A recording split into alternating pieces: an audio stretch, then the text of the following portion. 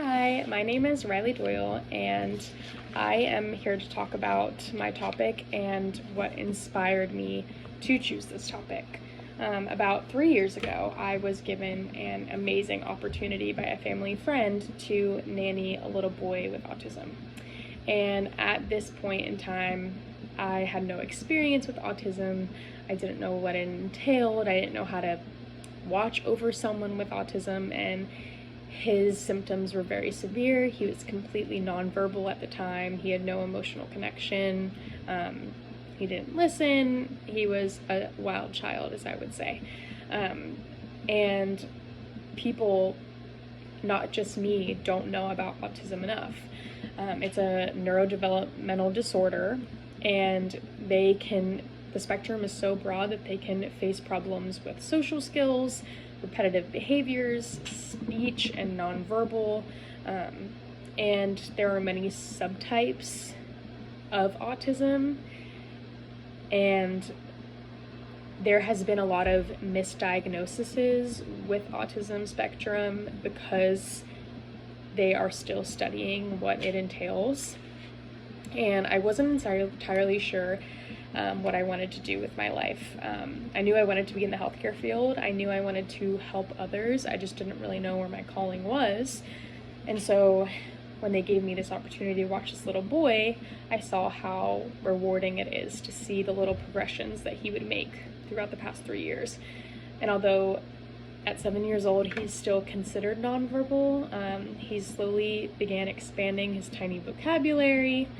And it was actually one day where I had an epiphany and I knew that this was what I wanted to do. He met my little sister. She came over to the house, and like I had said before, his vocabulary is very limited. He doesn't have conversations. And she walked in and I told him to introduce himself, and he said, "Hi, my name is blank. It's nice to meet you." And my jaw dropped. And I knew at this point that that was going to be my passion, because I got excited over such a little step, but it was such a big step for him. So I realized I wanted to be an occupational therapist, so I started shadowing different kinds of OTs and realized I wanted to specialize in little kids. In saying this, over time, as I saw all of these little kids with so many different symptoms and types of autism, in the back of my head, I always wondered what the future would hold for them. And it does depend on how severe autism is. Someone can very easily live independently with autism, but there are those cases where the severity is too bad that they can't. The little boy I watch, he will never be able to live on his own, and his parents, unfortunately, are not going to be able to take care of him forever. So people often fail to realize that these children with autism are never going to grow out of it. They will forever have autism, and that does not mean that over time they won't progressively get better and improve their problem-solving skills and personal care and communication skills in order to maybe live alone.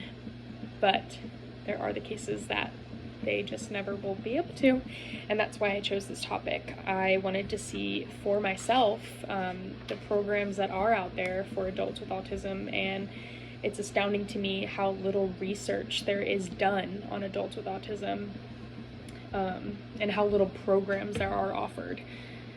Their University of South Florida offers a ton of programs for family members and support groups for people with ADHD, Asperger's, special needs, so many different things.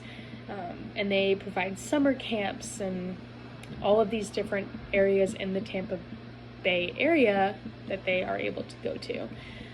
There also are a few other clinics that help families with home care, speech therapy, social skill trainings, and even adult independent living. But with how prevalent autism is in our world and how little programs there are for adults with autism, I think it's a very important and crucial topic that needs to be studied more, it needs to be talked about more, because it's never going to go away. And as I was doing my research for this project, it was very, very hard to find information and studies on adults with ASD. And even in these studies, it's all of the same information. So there hasn't been a whole lot of progression. It's slowly progressing over the last few years. And I think it's just something that needs to be addressed and fixed. And it's a really interesting topic and something that definitely people should know about more.